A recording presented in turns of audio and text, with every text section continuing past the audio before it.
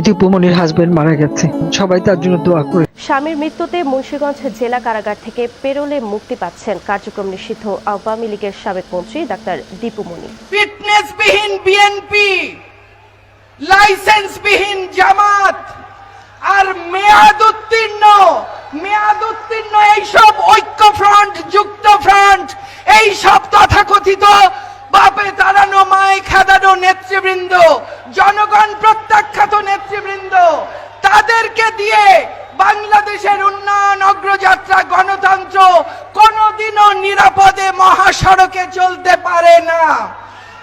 এই নিরাপদ মহাসড়ক দিয়ে বাংলাদেশকে তার অভীষ্ট লক্ষ্যে পৌঁছে দিতে হলে তার জন্য প্রয়োজন শেখ হাসিনার সরকার, এবং তাই আমাদের দরকার বারবার শেখ হাসিনার সরকার। আপনাদের সকলের মঙ্গল কামনা করি। আমাদের দীপুমনিকে গ্রেপ্তার করে কারাগারে নেয়ার পর থেকেই যেন স্ত্রীকে দেখার এক অদ্ভুত টান ছিল তৌফিক নেয়াজের। অসুস্থ শরীর নিয়েও হুইল চেয়ারে করে বারবার ট্রাইব্যুনালে ছুটে আসতেন সেই মানুষটি আজ নেই, আর কোনোদিন হুইল চেয়ারে করে তাকে সেখানে দেখা যাবে না। প্রিয় দর্শক, এবার দীপুমনির স্বামী মারা গিয়েছেন, আর দীপুমনির স্বামীর জানাজা উপস্থিত হওয়ার জন্য তার মেয়ে জোরজাপ করেছেন তার মেয়ে অর্থাৎ দীপুমনিকে ফেরোলে মুক্তি দেওয়ার জন্য। অবশেষে ফেরোলে মুক্তি পেয়ে দীপুমনি জানাজায় উপস্থিত হয়েছেন, তার বাবাকে দেখে জড়িয়ে ধরেছেন এবং জানাজার সামনে দাঁড়িয়ে অগ্নিঝরা বক্তব্য দিয়েছেন। প্রিয় দর্শক, আসুন না টেনে ভিডিওটি শেষ পর্যন্ত দেখি। অবশ্যই সকলের কাছে অনুরোধ, এখন একটি লাইক করে দিন, সাবস্ক্রাইব করুন, ভিডিওটি শেয়ার করে শেষ পর্যন্ত দেখতে থাকুন। দীপুমনির হাজবেন্ড মারা গেছে, সবাই তার জন্য দোয়া করে। দীপুমনিকে গ্রেপ্তার করে কারাগারে নেয়ার পর থেকেই যেন স্ত্রীকে দেখার এক অদ্ভুত টান ছিল তৌফিক নেয়াজের। অসুস্থ শরীর নিয়েও হুইল চেয়ারে করে বারবার ট্রাইব্যুনালে ছুটে আসতেন শুধু একবার প্রিয় মানুষটাকে চোখের সামনে দেখবেন বলে। কতটা মায়া থাকলে মানুষ নিজের শরীরের কষ্ট ভুলে এমন করে ছুটে আসে, কিন্তু আজ সেই অপেক্ষারও অবসান হলো।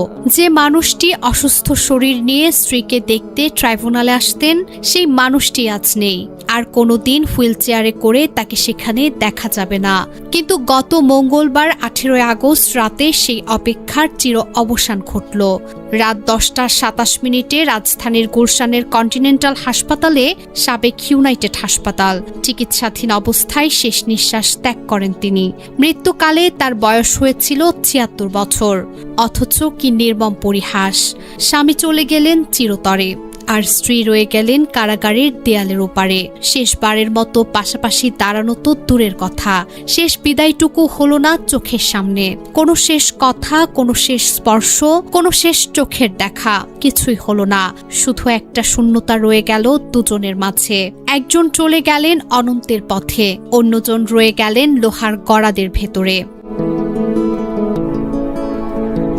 ব্যারিস্টার তৌফিক নেয়াজ ছিলেন বাংলাদেশ সুপ্রিম কোর্টের একজন জ্যেষ্ঠ আইনজীবী, কিন্তু আজ তার পরিচয়ে সবচেয়ে বেদনাদায়ক অধ্যায়টি যেন একজন স্বামীর, যিনি প্রিয় স্ত্রীকে এক নজর দেখার মায়া বুকে নিয়েই পৃথিবী ছেড়ে চলে গেলেন। তাদের দাম্পত্য জীবনে শুরুর কথা প্রকাশ্যে খুব বেশি জানা যায় না। ব্যক্তিগত জীবনের এই অধ্যায়টি তারা সবসময় গোপনীয় রেখেছেন, তবে জানা যায় তারা দীর্ঘদিন ধরে একসঙ্গে জীবন কাটিয়েছেন। তাদের দুটি সন্তান, পুত্র তৌকির রাশাদ নওয়াজ ও কন্যা তানি দীপাবলি নওয়াজ। স্বামী স্ত্রীর এই সম্পর্কে ছিল গভীর সম্মান, ভালোবাসা ও পারস্পরিক নির্ভরতা। তৌফিক নেয়াজ ছিলেন অক্সফোর্ড শিক্ষিত আইনজীবী, আর দীপুমনি ছিলেন চিকিৎসক ও রাজনীতিবিদ। দুই ভিন্ন পথের মানুষ একসঙ্গে একটি পরিবার গড়ে তুলেছিলেন। আজ সেই পরিবারের একজন চলে গেলেন, আর অন্যজন কারাগারের অন্ধকারে শুধু স্মৃতি নিয়ে বসে রইলেন। কিছু ভালোবাসার গল্পের শেষ হয় একসঙ্গে নয়, একজন চলে যায়, আরেকজন শুধু স্মৃতি আর অপেক্ষা দিয়ে বেঁচে থাকে। একজনের চোখ বন্ধ হয়, অন্যজনের চোখে অশ্রু জমে থাকে। একজনের হাত শীতল হয়ে যায়, অন্যজনের হাত শূন্যে বাড়িয়ে থাকে। আজ সেই শূন্যতায় ভরে গেছে একটি পরিবার। আজ সেই অপেক্ষা শেষ হয়েছে চিরকালের জন্য। এইভাবেই শেষ হলো এক ভালোবাসার গল্প, যে গল্পে একজন অসুস্থ শরীর নিয়েও বারবার ছুটে এসেছেন শুধু এক নজর দেখার জন্য, আর অন্যজন কারাগারের দেয়ালের ওপারে থেকে শুধু অপেক্ষা করেছেন। আজ আর কোনো হুইল চেয়ারের শব্দ শোনা যাবে না ট্রাইব্যুনালের সামনে। আজ আর কোনো দুর্বল হাত বাড়িয়ে দেওয়া হবে না। শুধু রয়ে গেল এক অসমাপ্ত বিদায়, এক অপূর্ণ শেষ দেখা, আর এক গভীর শূন্যতা।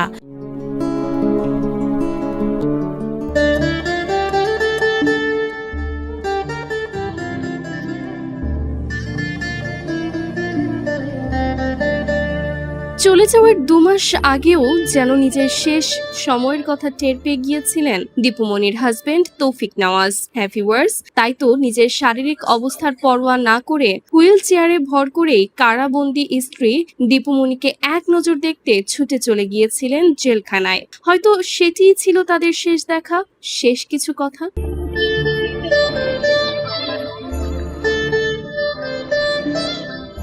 পারিবারিক সূত্রে জানা যায়, স্বামীর মৃত্যুর সংবাদ জেলখানায় পৌঁছাতেই কান্নায় ভেঙে পড়েন দীপুমনি। প্রিয় মানুষকে শেষবারের মতো বিদায় জানাতে এবং জানাজায় অংশ নিতে দীপুমনির পরিবার ও মেয়ের পক্ষ থেকে 4 দিনের প্যারোলে মুক্তির আবেদন করা হয়েছিল। শেষ শ্রদ্ধা জানানোর আয়োজন শেষে বাবাকে গ্রামের বাড়িতে রেখে মাকে নিতে কারাগারে ছোটেন তার মেয়ে। তবে শেষ পর্যন্ত আদালত থেকে মাত্র 12 ঘন্টার জন্য প্যারোলে মুক্তির অনুমতি মেলে। কারাগারের 4 দেয়াল থেকে সাময়িক মুক্তি পেয়ে স্বামীর নিথর দেহের সামনে পৌঁছাতেই এক হৃদয় বিদারক দৃশ্যের অবতারণা হয়। প্রিয়তম স্বামীকে জড়িয়ে ধরে কান্নায় ভেঙে পড়েন দীপুমনি। আবেগে আপ্লুত হয়ে অশ্রু সজল চোখে তিনি বারবার বলতে থাকেন, তুমি আমাকে একটাবার বলতে, তুমি আর কখনোই আমার কাছে ফিরবে না। সেদিন তো কত কথাই বললে, এই কথাটা কেন একবারও বললে না? তাহলে তো অন্তত মন ভরে তোমার সাথে শেষ কথাগুলো বলতে পারতাম। মাত্র কয়েক ঘন্টার এই সংক্ষিপ্ত বিদায় লগ্ন শেষে স্বামীকে শেষ শ্রদ্ধা জানিয়ে আবারও কারা ফটকের ওপারে ফিরে যেতে হচ্ছে তাকে। এককালের রাজনৈতিক ও কর্মজীবনের ব্যস্ত সময়ের মুখোমুখি দাঁড়িয়ে জীবনের সবচেয়ে কঠিন এই বিদায় ক্ষণে থমকে গেছে তার চারপাশ। সাবেক শিক্ষামন্ত্রী ডক্টর দীপুমনির স্বামী ব্যারিস্টার তৌফিক নেওয়াজ মারা গেছেন। মৃত্যুকালে তার বয়স হয়েছিল 76 বছর। দীর্ঘদিন ধরে তিনি অসুস্থ ছিলেন। ঢাকার একটি হাসপাতালে মঙ্গলবার রাত 10:27 মারা যান তিনি। এদিকে জুলাই অভ্যুত্থানের সময় সংঘটিত হত্যাকাণ্ডের ঘটনায় একাধিক মামলার আসামি হয়ে বর্তমানে মুন্সিগঞ্জ জেলা কারাগারে বন্দী আছেন তার স্ত্রী দীপুমনি। স্বামী ব্যারিস্টার তৌফিক নেওয়াজের মৃত্যু ও তার জানাজার জন্য 20 আগস্ট ভোর 6টা থেকে সন্ধ্যা 6টা পর্যন্ত দীপুমনিকে প্যারোলে মুক্তির আবেদন মঞ্জুর করেছেন জেলা প্রশাসক। এর আগে বুধবার সকালে মুন্সিগঞ্জ জেলা প্রশাসকের কাছে কারাবন্দী দীপুমনির প্যারোলে মুক্তির জন্য আবেদন জানায় পরিবার। 20 তারিখ সকাল 6টা থেকে এবং সন্ধ্যা 6টা পর্যন্তই সেটা মঞ্জুর। প্রিয় দর্শক, সম্পূর্ণ ভিডিওটি দেখলেন, বুঝতে পেরেছেন ভিডিওটি অত্যন্ত গুরুত্বপূর্ণ। আমরা ব্রেকিং নিউজ, তাজা খবর, আপডেট টপিকগুলো আপনাদের মাঝে শেয়ার করি। সকল আপডেট এবং ব্রেকিং নিউজগুলো পাওয়ার জন্য আমাদের চ্যানেলটিকে সাবস্ক্রাইব করে পাশে থাকা বেল বাটনটি অন করে দিবেন। ভিডিওটি সর্বোচ্চ